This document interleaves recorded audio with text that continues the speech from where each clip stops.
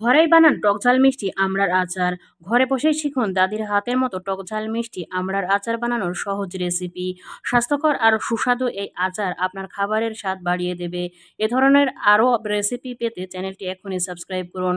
আর আপনি কেমন রেসিপি দেখতে চান কমেন্টে জানান। আর ভিডিওটি যদি আপনার ভালো লাগে তবে অবশ্যই লাইক এবং শেয়ার করে আপনার আপনজনদের জানান। তো চলুন দেখে নেওয়া যাক আমরা আচারের রেসিপিটি কিভাবে তৈরি করেছি। আর এই আচারের রেসিপির জন্য আমাদের কি উপকরণ দরকার তাও আমরা জেনে নেব এই ভিডিওতে। তবে এর আগে আমরা এই আচার বানানোর ক্ষেত্রে কিছু পরামর্শ, উম, যে পরামর্শগুলো জানলে আমাদের আচার বানাতে অনেক সুবিধা হবে। তো এই পরামর্শগুলোর মধ্যে ১ নম্বরে রয়েছে কাঁচা বা আধা পাকা আমড়া বেছে নিতে হবে, যাতে করে আচার বেশি টক ও সুস্বাদু হয়।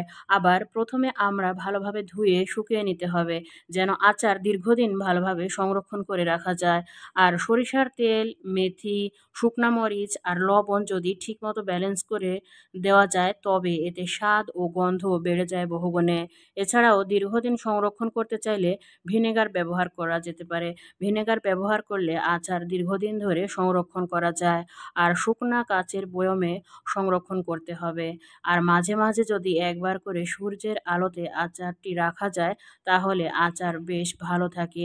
এভাবে আচারের ক্ষেত্রে আমরা বেশ কয়েকটি পরামর্শ যদি মেনে চলি তবে দেখা যাবে যে আমাদের আচার দীর্ঘদিন ধরে আমরা সংরক্ষণ করে রেখে দিতে পারবো এবং এর সুস্বাদু আচার তৈরির জন্য আমরা নিয়েছি আমড়া, নিয়েছি তেঁতুল, এছাড়া নিয়েছি দারুচিনি, এলাচ এবং তেজপাতা, নিয়েছি এর জন্য আমরা শুকনা মরিচ, এছাড়া নিয়েছি আদা কুচি এবং রসুন কিছুটা থেতো করে নিয়েছি, আর নিয়েছি শুকনা মরিচ, পাঁচফোড়ন এবং ধনে ধনে বীজ নিয়েছি, এছাড়া নিয়েছি চিনি, লবণ, হলুদ গুঁড়া এবং শুকনা মরিচ গুঁড়া।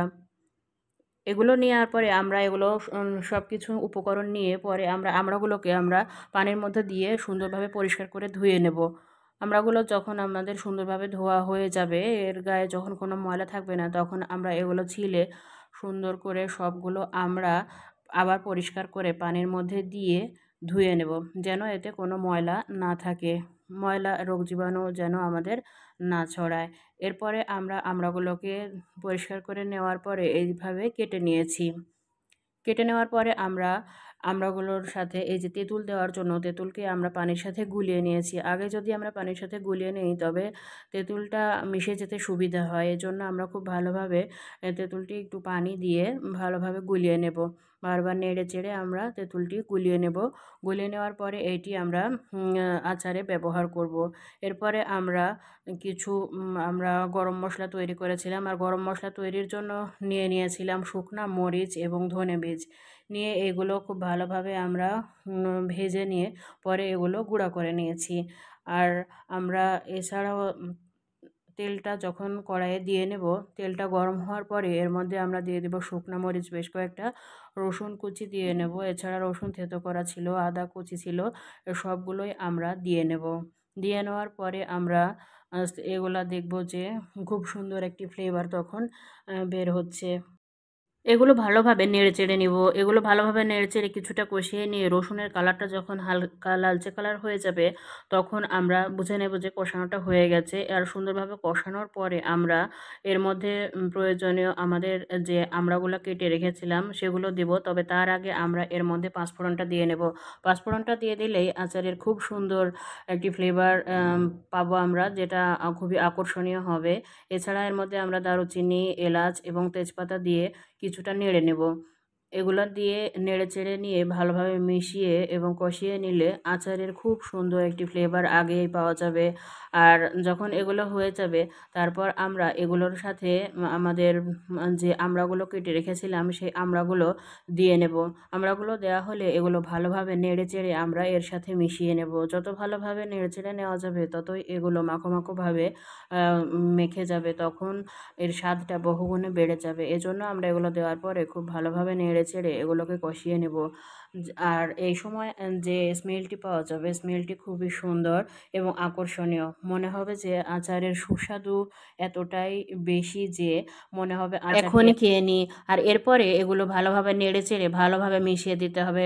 যত নাড়া যাবে এবং জালটি আস্তে রেখে যত বেশি সময় ধরে এটি জাল করা যাবে তত এটি আরও সুন্দর হবে।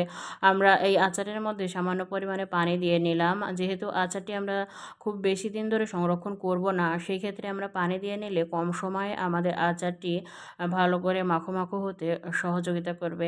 এরপরে পানি দিয়ে কিছুটা জাল করার পরে এর মধ্যে আমরা দিয়ে দিব তেঁতুল, যে তেঁতুলটি আমরা সুন্দরভাবে গলিয়ে নিয়েছিলাম।